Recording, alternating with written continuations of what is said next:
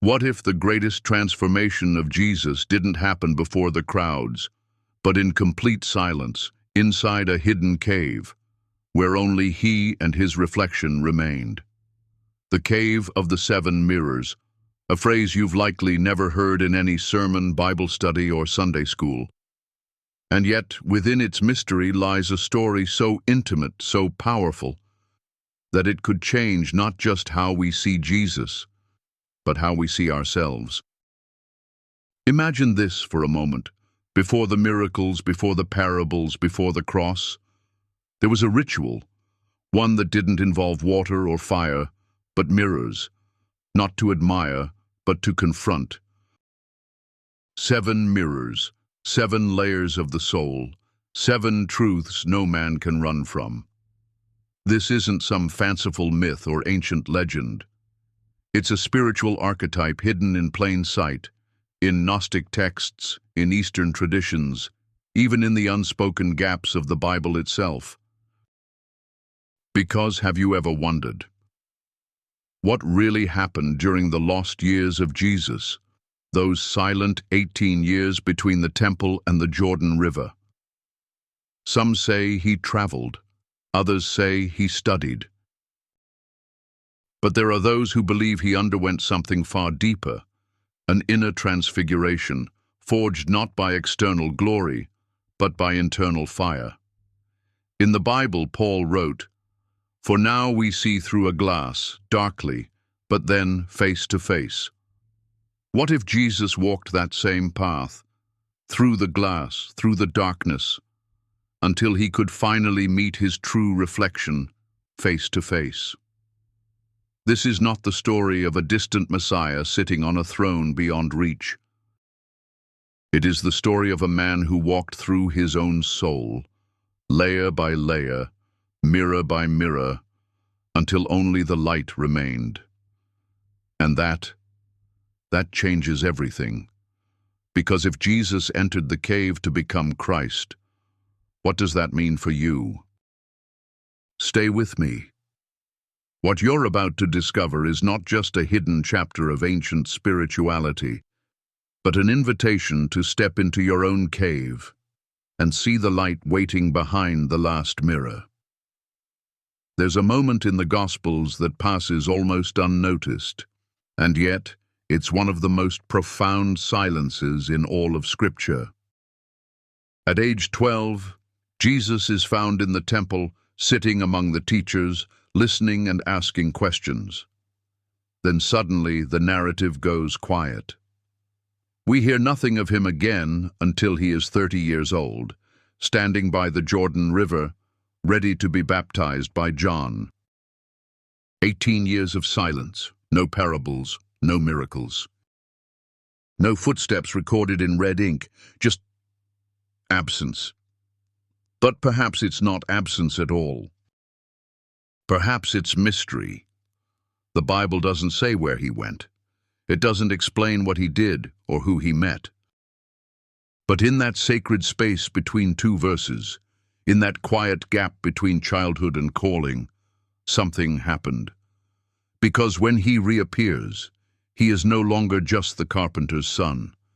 He is a man of fierce authority, yet boundless compassion. He speaks with a clarity that shakes the temple walls. He walks with the kind of peace that even storms obey. He has become Christ. What happened in those missing years? This question has stirred not only theologians and historians, but mystics, monks, and seekers across centuries. And though the canonical texts offer little, the whispers of ancient writings and oral traditions paint a different picture. One filled with deserts, mountains, and hidden sanctuaries. One filled with teachers from distant lands and rituals that test the soul. One filled with mirrors.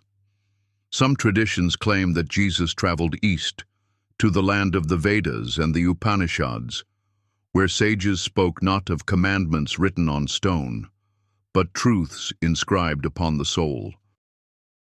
In northern India, in the Himalayan valleys, there are ancient records, some oral, some written, of a holy man named Isa, whose life and teachings mirror those of Jesus in stunning ways. They say he learned the language of inner stillness, that he was taught meditation, nonviolence, unity with the divine. And if you listen closely to his later words, "The kingdom of heaven is within you," you begin to hear echoes of that wisdom. Others speak of Tibet, where monks spend years in dark caves confronting the illusions of the mind. Still others speak of Egypt, land of light and death and rebirth, where the mysteries of Isis and Osiris were passed down through veils of symbol and silence. In Alexandria, a melting pot of Greek, Hebrew, and Egyptian thought, ancient wisdom pulsed through scrolls and stars. If Jesus walked those marble halls, he would have seen reflections of his own future teachings in their sacred geometry, in their hermetic maxims. As above, so below. As within, so without. Even among the Essenes, a mystical Jewish sect living near the Dead Sea, there were rituals of purification, fasting, celestial alignment, and inner transformation. The Dead Sea Scrolls, uncovered centuries later, reveal a world that feels eerily familiar to the life Jesus would one day live. A world where spiritual rebirth was not metaphor, but practice. Where silence wasn't emptiness, but encounter. So, what if Jesus didn't just disappear into obscurity during those years? What if he descended into the depths of the human condition, into hunger, pain, doubt, and desire, not to escape it, but to overcome it from within? What if his miracles in Galilee were born not just of divinity, but of discipline? Not just of power, but of process. It's tempting to see him as someone who was always glowing with heavenly certainty. But what if he wasn't? What if he had questions? What if he wrestled with the same shadows we do, faced the same inner storms? And what if those silent years were his cave, his crucible, his hidden preparation? There's something comforting about that, because it means that Jesus didn't just descend from heaven, he climbed toward it too. Step by step, trial by trial, reflection by reflection. He became the Christ not by avoiding humanity, but by embracing it fully and transforming it from the inside out. In that sense, the silence of the Scriptures is not a void, it's a veil. And like all sacred veils, it invites us not to stop asking, but to start seeking. I remember a time when I was lost in my own silent season. Nothing made sense. I wasn't where I wanted to be. I wasn't sure who I was becoming. It felt like the world had forgotten me, like God had gone quiet. But looking back now, I see the wisdom in the waiting. I see how the cave that once felt like exile was actually the womb of transformation. It wasn't that God had stopped speaking, it's that he was speaking in a language I hadn't learned yet. A language of silence, of stillness, of slow, sacred becoming.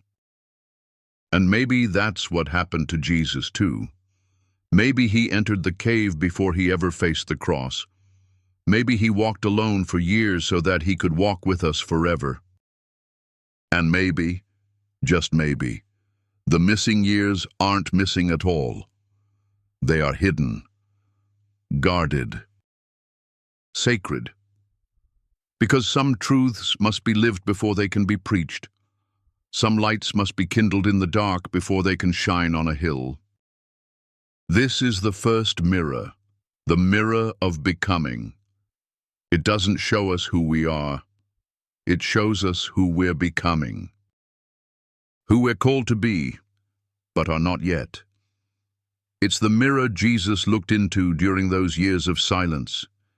And it's the same mirror we face when our own lives fall into mystery and quiet. The lesson here is gentle but profound. Be patient with your process. God does some of his greatest work in seasons where no one is watching. You may not feel radiant. You may not feel ready. But like Jesus in the hidden years, you are being shaped in the silence. Something holy is forming inside you.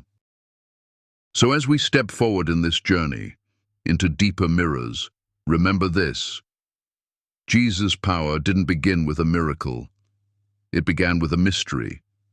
And the answers you seek may not be found in the spotlight, but in the quiet spaces between the verses. Now that we've uncovered the silence, let's go deeper, into the cave itself. Because the next question isn't where Jesus went. It's what he faced when he got there. And that begins with a mirror, the first of 7. The mirror of the self. It begins not with thunder or fire, but with a quiet reflection. A man standing alone. No audience, no disciples, just silence and a mirror. This is not the Jesus of stained glass windows or triumphant hymns. This is the Jesus before the ministry, before the cross, before the miracles. This is the man who entered the cave, not to perform, but to transform. In nearly every ancient spiritual tradition, before someone becomes a teacher, they must first become a student of their own soul. And in the story we're unfolding, Jesus too must pass through this gate. In hidden traditions, some whispered in Gnostic scrolls, others preserved in Eastern rituals, there is a rite known only to the brave, the initiation of the 7 mirrors. It is said that in order to awaken fully, the soul must face 7 distinct layers of self. 7 mirrors, 7 parts of who we are, each more confronting than the last. Not physical mirrors, but spiritual ones. They reflect not your appearance, but your essence. They do not flatter, they reveal. They don't lie, they illuminate. The first mirror shows us our surface identity, the mask we wear to be accepted, the image we curate to survive. For Jesus, this may have meant shedding the expectations placed on him as the son of Joseph, or even the long-whispered rumors of his divine birth. It's the moment when you realize who the world says I am is not who I truly am. The second mirror reflects our relationship with the body and physical pleasure. It reveals our cravings, our attachments, our fears of pain and death. Imagine Jesus in the wilderness, fasting 40 days, not to impress God, but to confront this exact mirror. Hunger, fatigue, temptation. The urge to escape discomfort. And yet, he stayed. The third mirror brings us face to face with our emotions, the raw, the unresolved, the repressed. Anger we've hidden, grief we've numbed, love we've withheld. In this mirror, Jesus might have encountered his own sorrow for a broken world, his own compassion cracking open the walls of self-preservation.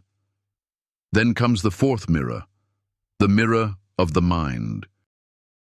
Here, we meet our inherited beliefs, our judgments, our mental scripts that run in the background. It's one thing to question the world. It's another to question your own thoughts. Jesus challenged the religious systems of his day, but before he ever did that outwardly, he likely had to confront the rigid thought structures within himself. To unlearn in order to awaken. The fifth mirror is the most seductive, the mirror of spiritual pride. The danger of believing you've arrived. The ego wearing robes of humility. It's the whisper that says, you are above them. You are chosen. You are enlightened. This mirror is subtle and deadly. Even light, when distorted by ego, becomes blinding. Jesus passed through this too. He never once sought worship. He washed feet. He walked with the broken. He healed quietly. He reminded his followers not to tell anyone what he'd done. This is not a man grasping for glory, but a soul who saw through the illusion of status. Then, the sixth mirror. This one shakes the core. It is the shadow mirror, where we meet the parts of ourselves we've buried. Old wounds, deep guilt, shame, rage, the fears we won't admit. This is the abyss, the cave within the cave. It's where many turn back. But Jesus didn't. He descended, as the ancients say, into the underworld, not just metaphorically, but spiritually. He looked into the eyes of humanity's pain and didn't flinch. And finally, the seventh, the mirror of emptiness. And this one, it shows nothing. It's not a reflection, it's a disappearance. This is where the ego dissolves, where you cease to be the you thought you were. This is death, not of the body, but of everything false. Only the essence remains, the I am.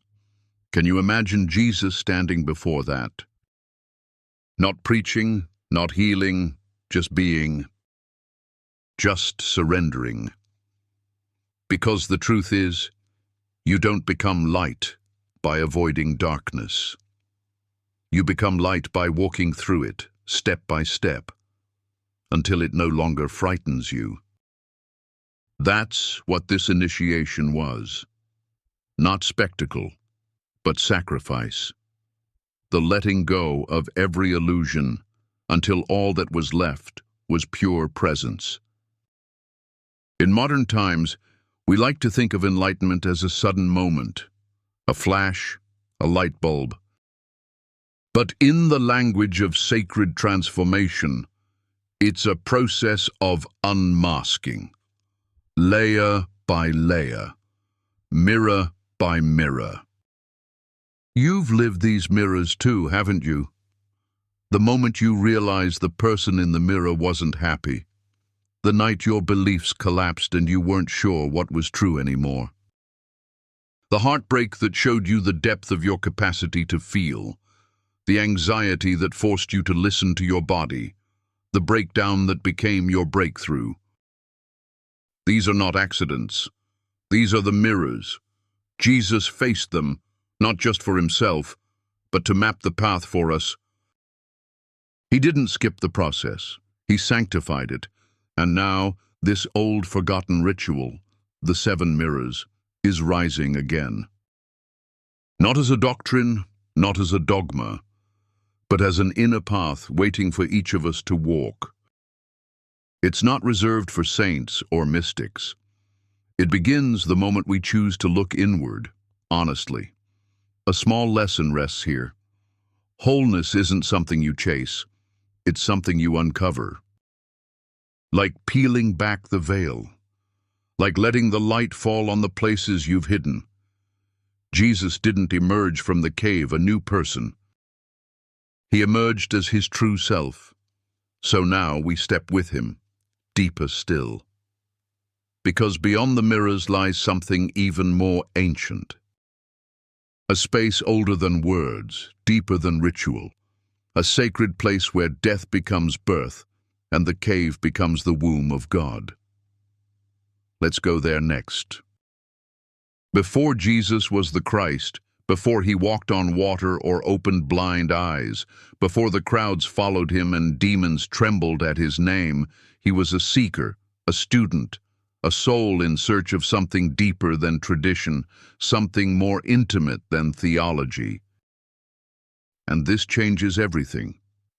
We often picture Jesus as fully formed from the start, as if he walked out of childhood already carrying the full weight of divine wisdom. But that idea is shaped more by doctrine than by mystery. The scriptures themselves leave space. silent, sacred space for a deeper story to unfold. And in that story, Jesus is not just the Son of God sent from above. He is a man who journeyed inward, who studied, who searched, and who, like us, had to discover what it truly meant to walk with the divine. The Gospel of Luke says, "And Jesus grew in wisdom and stature and in favor with God and man." Grew, not arrived, not inherited, not downloaded from heaven, but grew. What if this one word holds a truth the church has long overlooked? That even Jesus had to walk the road of becoming? In hidden traditions, esoteric teachings, Gnostic scrolls, apocryphal gospels, we find whispers of this forgotten Jesus. A Jesus who sought out wisdom in deserts and temples. A Jesus who didn't just preach consciousness, but lived its unfolding process. He wasn't born glowing in the dark. He was forged like gold in fire, layer by layer, prayer by prayer, silence by silence. In the Gospel of Thomas, considered heretical by the early church but revered by mystics, Jesus says, "Whoever knows himself will know the all." That's not a sermon. That's a riddle for the soul. It reveals a very different teacher.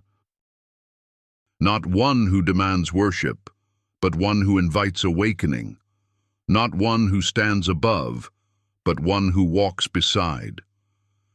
Imagine him, wandering through Egypt's sacred cities, speaking with elders in Alexandria, absorbing the mysteries of Isis and Osiris.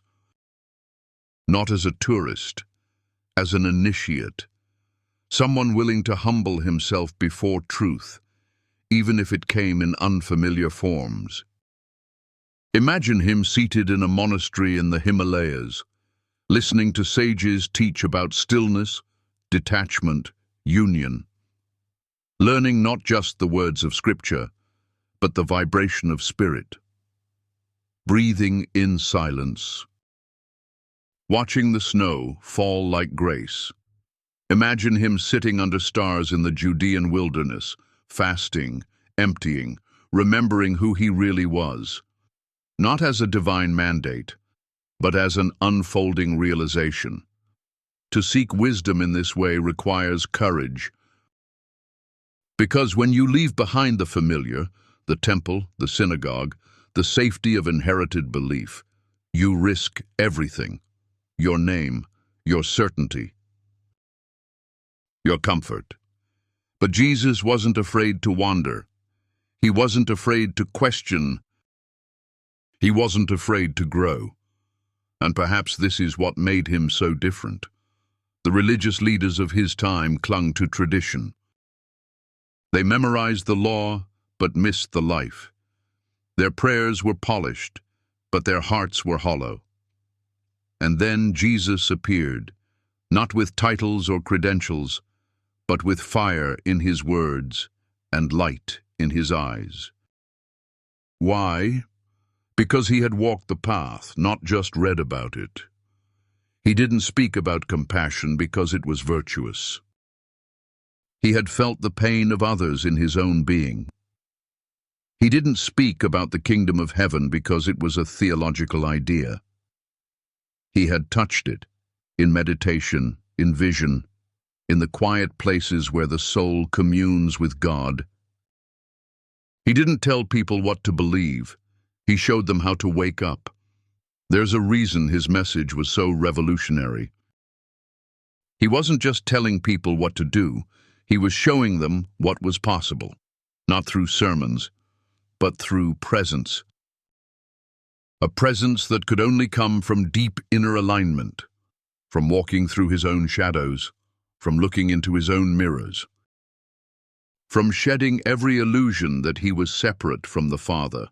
He said, "I and the Father are one," not because he read it in a scroll, but because he lived it in the marrow of his bones. This Jesus is not the passive lamb, nor the distant God. This is the Jesus who became the Christ, the Jesus who underwent the inward alchemy of transformation, the Jesus who stepped into spiritual fire and emerged not untouched, but purified. And here's the part that so many fear to say: if he walked this path, so can you. Not because you are divine in the same way, but because you are human in the same way. And his journey wasn't meant to be admired from afar. It was meant to be walked. His path is not a pedestal, it's a doorway. He didn't endure solitude, temptation, betrayal, and silence so we could sit in pews and sing songs.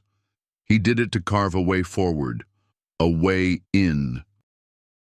We're told to follow Jesus, but to follow him truly, we must do more than memorize his words. We must mirror his courage. We must dare to be seekers too.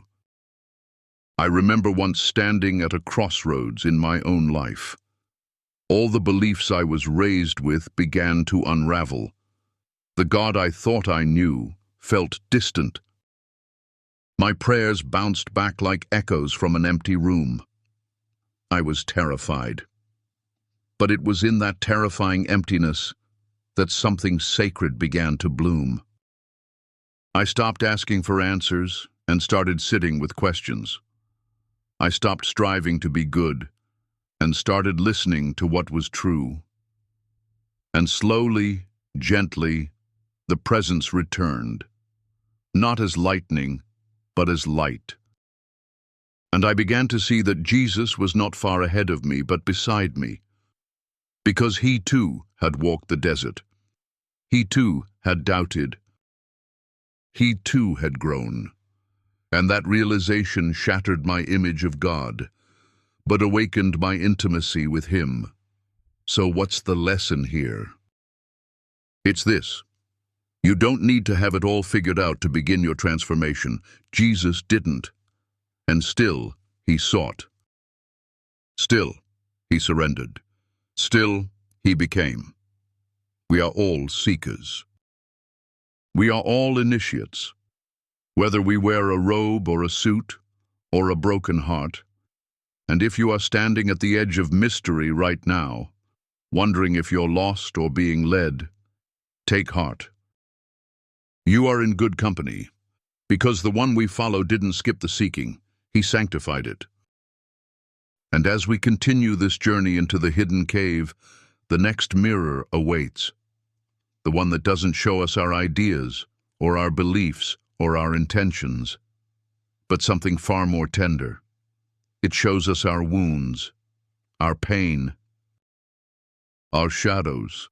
It is the mirror where transformation truly begins, and Jesus has already walked ahead. Let's follow him there.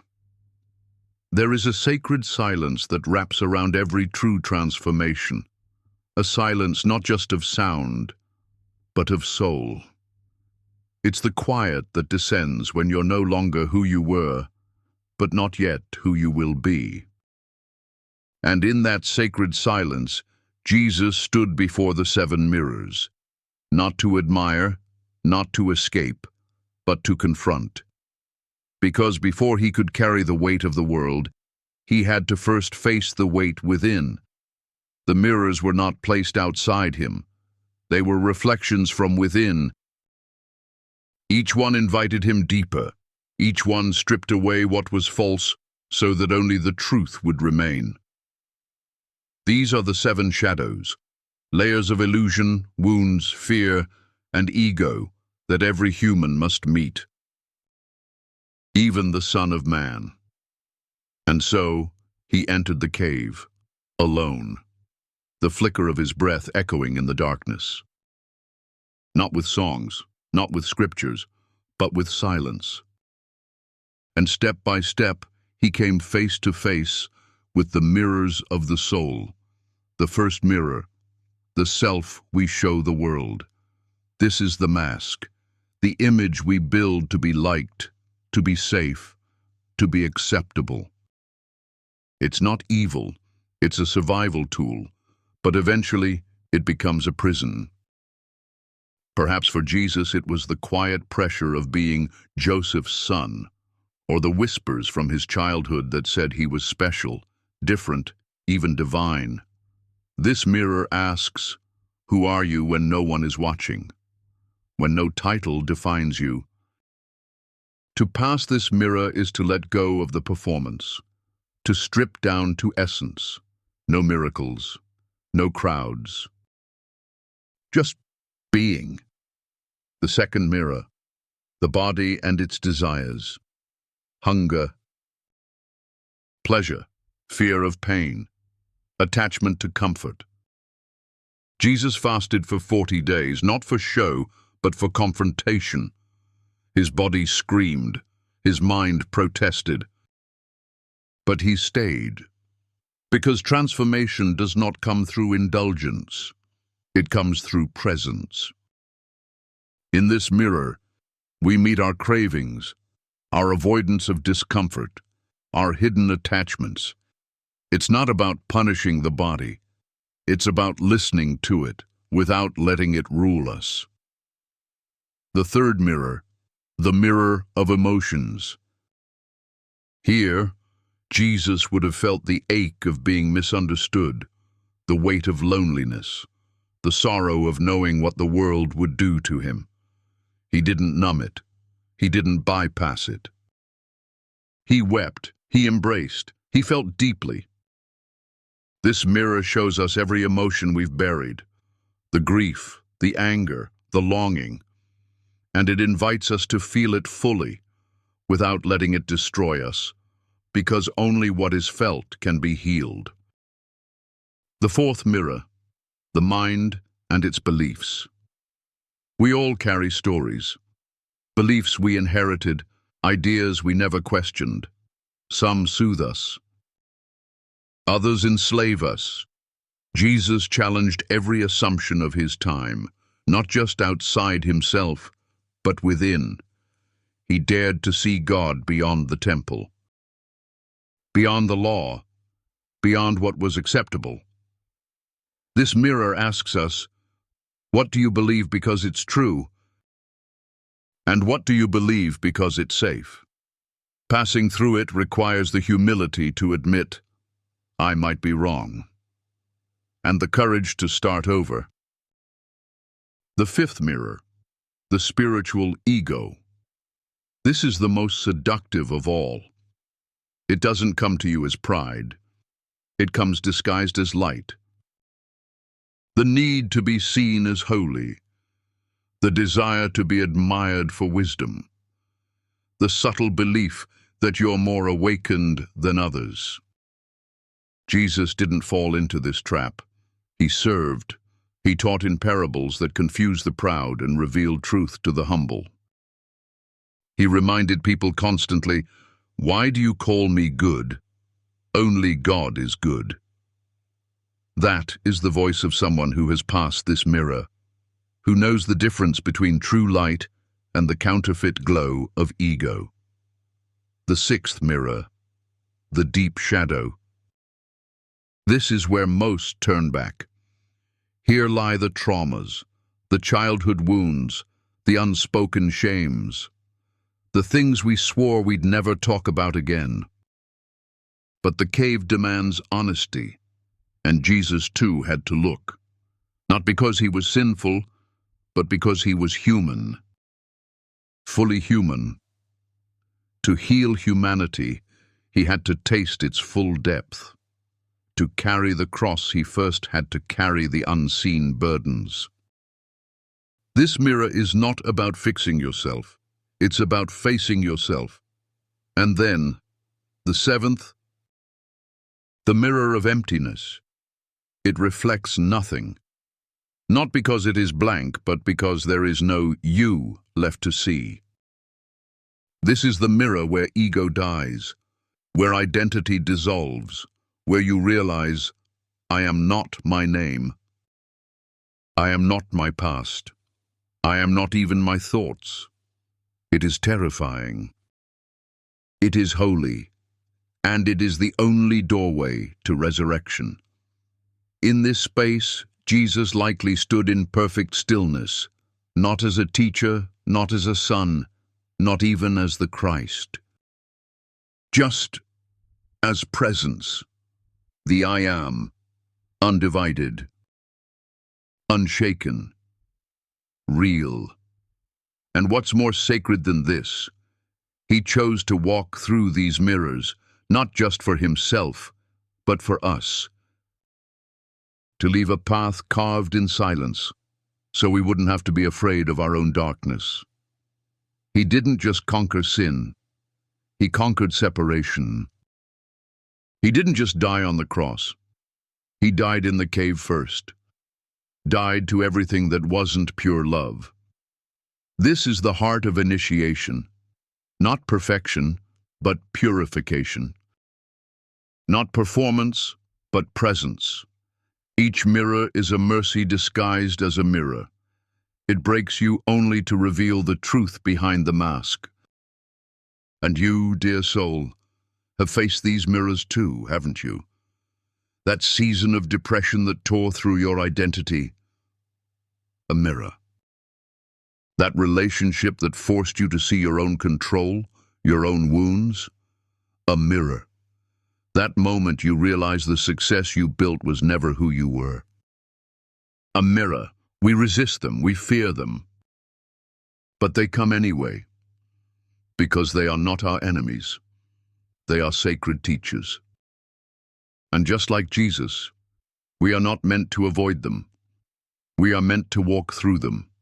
The world will tell you to hide your shadows. But the cave tells you to bring them into the light. And here's a quiet truth. When you face your shadows with love, they lose their power. They stop being monsters.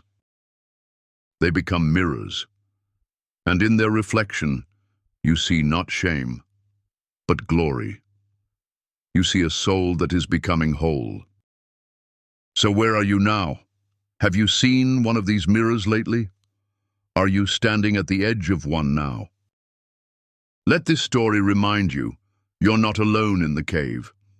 Jesus went first, and he waits, not outside but within, ready to walk with you, mirror by mirror, until you too emerge not as who the world expects, but as who you were always meant to be.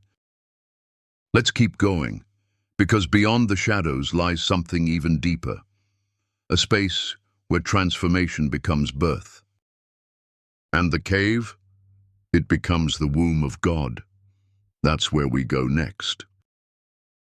Deep in the heart of every sacred story is a turning point, a moment when descent becomes ascension, when death gives way to life, when the darkness stops being a prison and becomes a womb.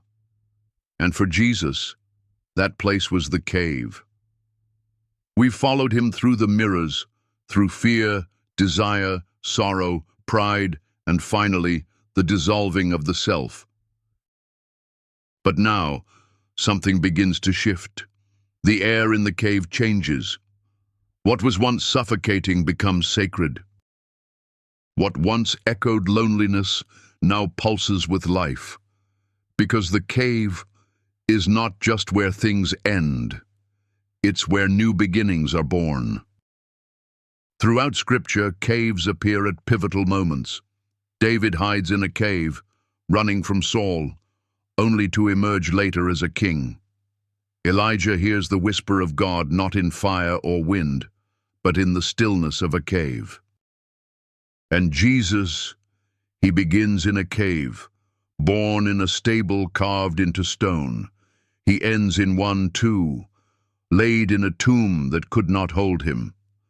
From cave to cave, his story is not one of defeat, but of rebirth.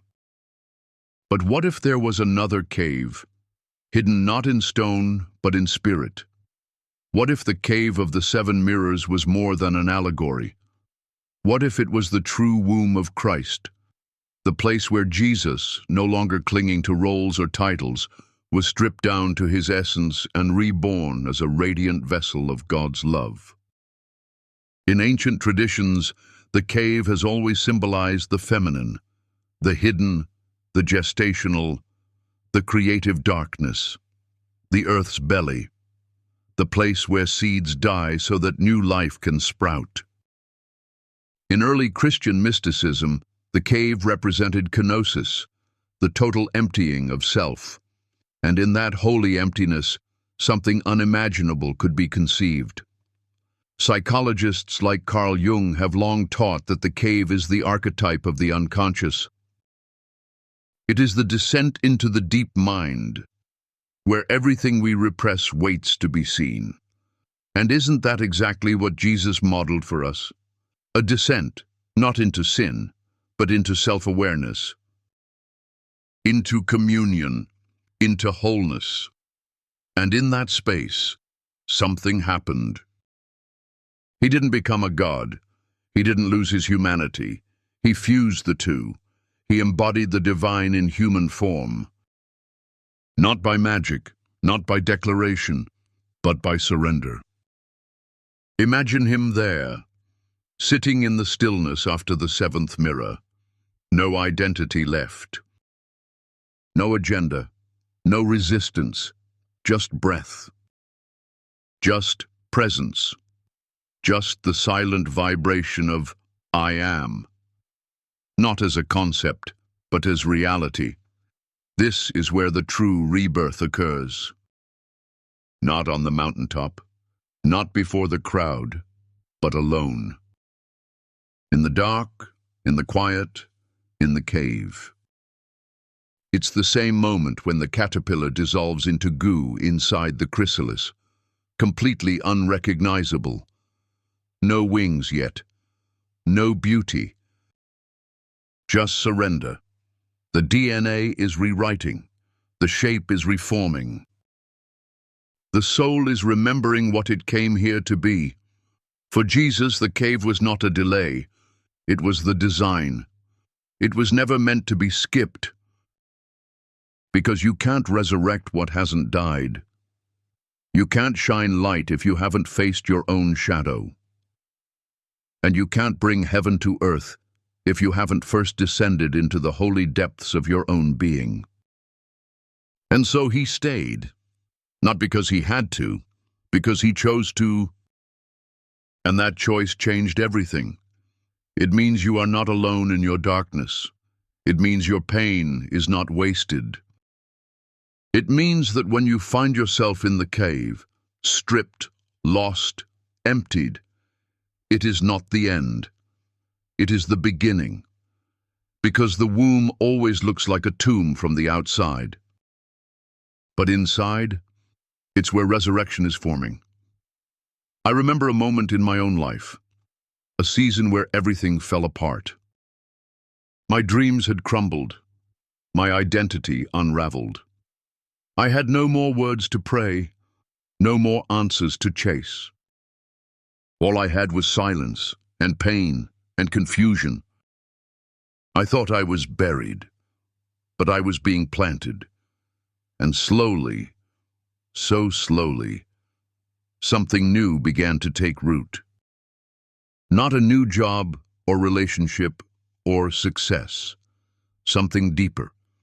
A new self. A self I didn't know I was allowed to be. And it all started in the cave, just like it did for Jesus. The beauty of this truth is that it's not exclusive, it's universal. Every soul at some point must pass through the cave. Not because God is cruel, but because the cave is where false selves go to die and true selves begin to breathe. It's where faith stops being theory and becomes fire.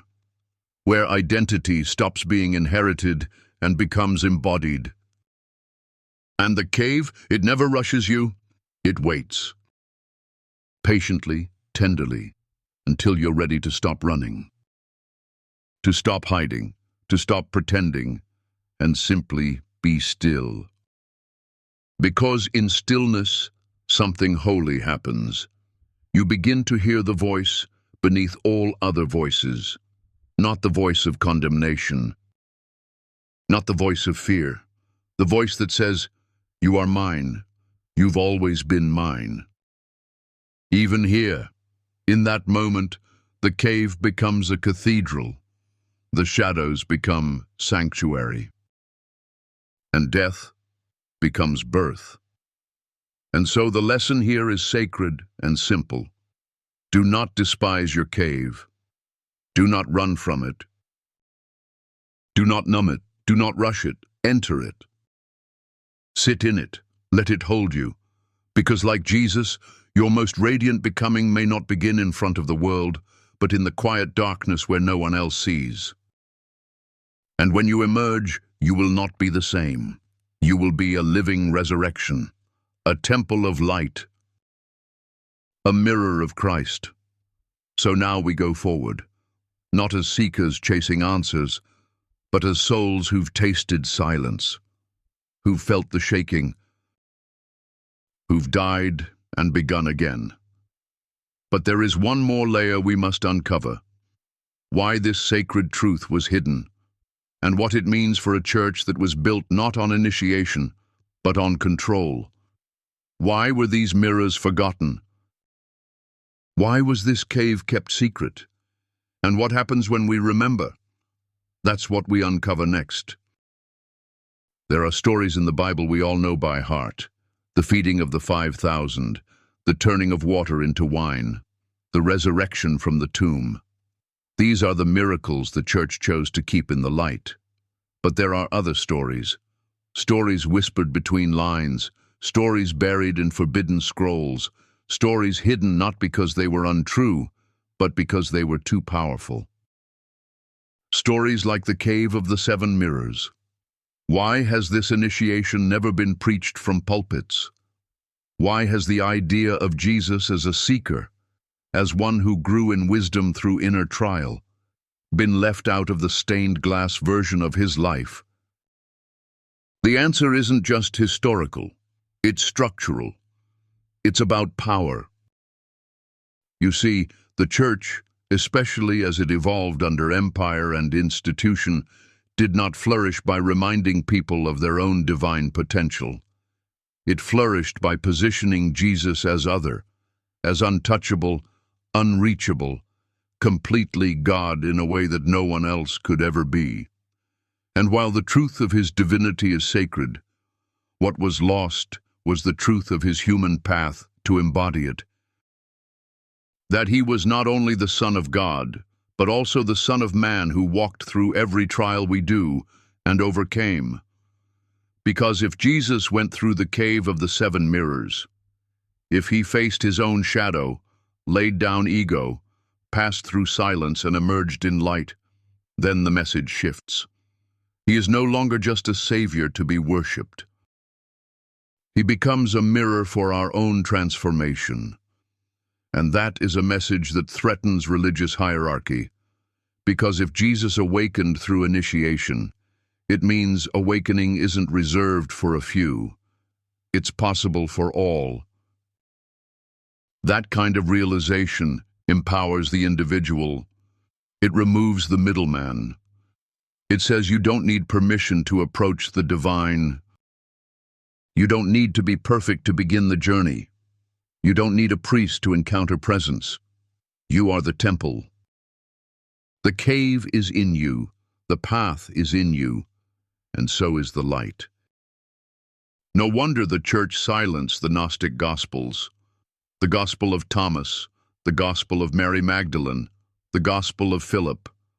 All declared a truth that turned power structures upside down, that the kingdom of heaven is not out there, but within. That divinity is not only a destination, but a birthright. That Jesus came not to be the exception, but to reveal what's possible. And perhaps that's the most radical teaching of all. Jesus didn't ask to be worshipped. He asked to be followed. He never once said, "Adore me." He said, "Take up your cross. Abide in me. Follow me." These aren't calls to admiration. They are invitations to imitation, to walk, to wrestle. To be born again, not in doctrine, but in awareness. But that kind of message doesn't fill cathedrals. That message drives people into caves. It turns temples into questions. And systems, religious or political, don't survive when people start thinking for themselves. So they stripped away the mirrors. They buried the cave. They painted over the shadows with halos and hymns. And slowly, the church became a place where people came to learn about God rather than experience Him. But the good news is, truth can only be buried, not destroyed. And now, after centuries of silence, the whispers are rising again. People are waking up. They're opening lost gospels. They're sitting in silence. They're beginning to realize the light they've been chasing outside has always lived inside. And the cave, the sacred space where Jesus became Christ, is not closed. It's calling, not to the elite, not to the theologian, to you, to the seeker, to the broken, to the humble, to the one who's ready to stop worshiping God from afar and start walking with Him from within. You don't need a title. You don't need to be holy. You just need to be willing to enter the cave, to face the mirrors, to remember what the church forgot, that awakening is not reserved for saints. It's meant for souls. So what's the lesson here? It's this. You don't have to unlearn your faith. You just have to deepen it. Jesus isn't diminished by this story. He's revealed in fuller glory. He's not less divine for walking through the shadows. He's more accessible, more real, more human. And in being fully human, He showed us what it means to be fully alive. The path He walked is not heresy, it's heritage. And now, it's yours. Let the priests hold on to their pulpits. Let the empires keep their cathedrals. You go to the cave. Because the real temple is being built in your surrender. The real altar is your heart. And the greatest miracle, it's not what Jesus did for us, it's what He showed is possible through us. So now we stand at the edge of revelation. The cave has been uncovered. The mirrors have spoken. But there is still one more truth to see, that this was never about Jesus alone. The final mirror is you. And that's where we go next. The story of the cave is not over. In truth, it was never just about Jesus. The cave of the 7 mirrors wasn't built for one man 2,000 years ago. It is not a holy place locked in time. It is a living process, one that pulses in the heart of every soul who dares to go inward, and now it calls to you. Yes, you. Not the person you pretend to be, not the image the world claps for, but the real you, the one beneath the masks, the one behind the smile, the one who, maybe right now, is standing at the edge of something you can't quite name.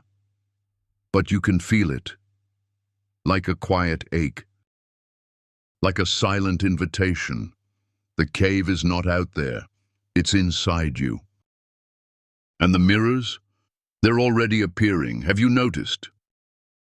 The disappointment that shattered your plans, was it just misfortune?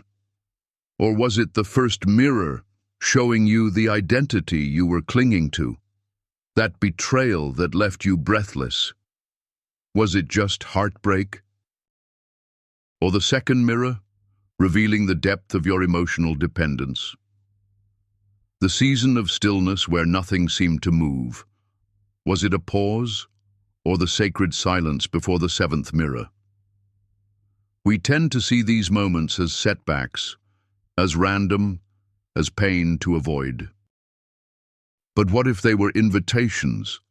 What if life, in its wild mercy, is always leading us back into the cave, not to punish us, but to awaken us? Every trial, every silence, every tear, these are not obstacles.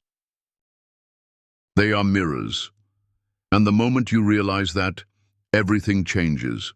Because now, you're not a victim. You're an initiate. You're not being broken down. You're being broken open. And you're not alone. Jesus went first. He didn't avoid the cave. He chose it. And by doing so, he made a way. Not a path for the few, but for the faithful. For the ones willing to walk in the dark until the light appears. For the ones who say, if he went through it, I will too. But this is where it gets personal.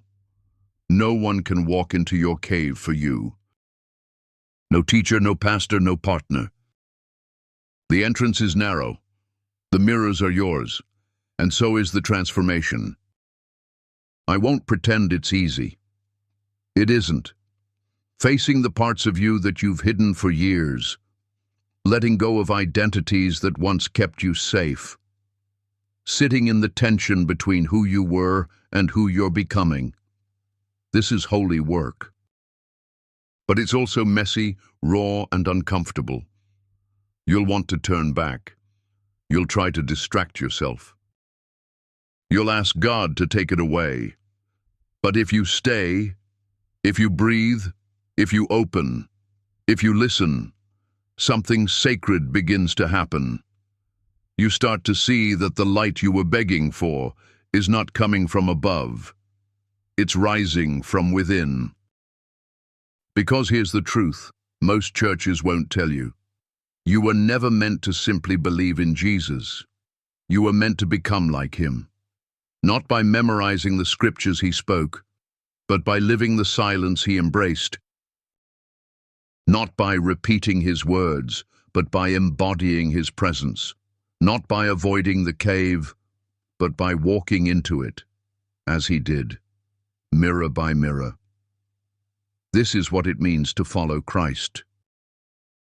Not just to admire him, not just to quote him, but to become a reflection of what he revealed.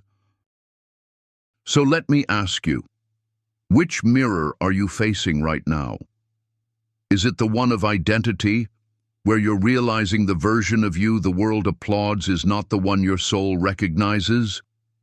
Is it the one of the body, where illness or aging or limitation is forcing you to slow down and listen to what you've ignored? Is it the one of the mind, where your beliefs are being shaken and you're not sure what to hold on to anymore? Wherever you are, take heart. You're not failing. You're awakening. The cave is not a detour, it's the path.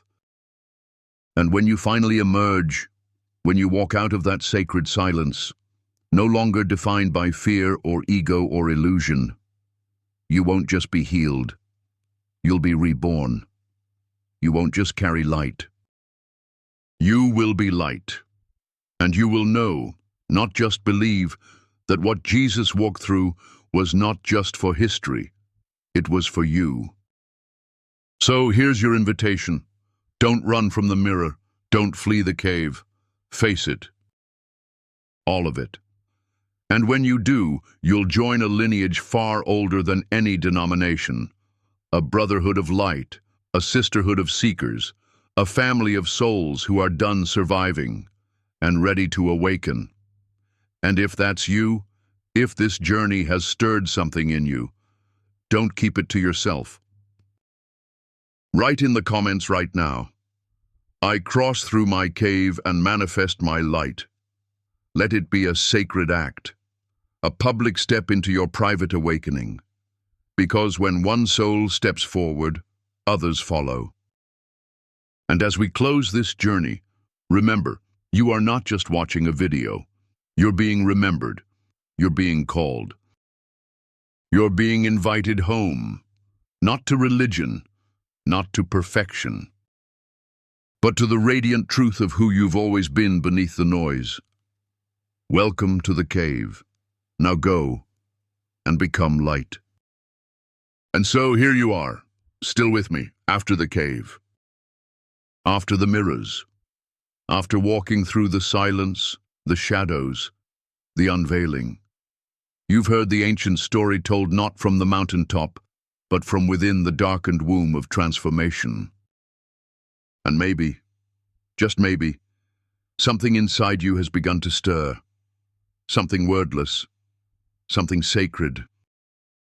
Not because you now know more, but because you've remembered something older than knowledge. You've remembered yourself, not the self you crafted for approval, not the self shaped by pain or patterns or fear, but the self that existed before names, before masks. The self that doesn't need to be proved because it simply is. And that self, my friend, is not broken. It's not behind. It's not disqualified. It's ready. This journey we've walked together wasn't just about Jesus. It never was. He was the map, the torch, the living invitation. But you, yes, you are the one standing at the threshold now. You're the one holding the choice. You're the one who gets to decide whether this story becomes a memory or a movement in your soul. The cave of the 7 mirrors isn't sealed behind time. It breathes. It waits. It opens again and again for anyone willing to stop running and start remembering.